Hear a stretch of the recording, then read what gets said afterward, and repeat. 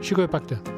Ka një poezi të famshme të Yanis Ritsosit, një poeti grek, që thotë çdo njeri është ecni vetëm drejt dashurisë, i vetëm drejt famës tij, fare i vetëm drejt vdekjes tij.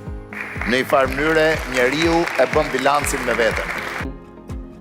Ta shohë veten e tij që mund të jetë vetëm, është nga fitoret më të mëdha që individi mund të arrijë. Vetëm kemi ardhur dhe vetëm do të shkojmë. Duket si një vërtetë e madhe, por në fakt vetmia është një kurth.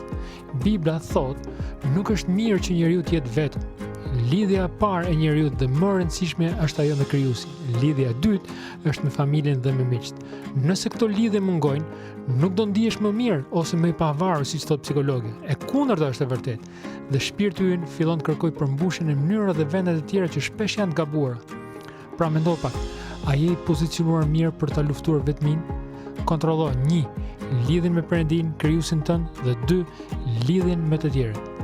Mos harro, vetmia të dobëson, por lidhjet na forcojnë.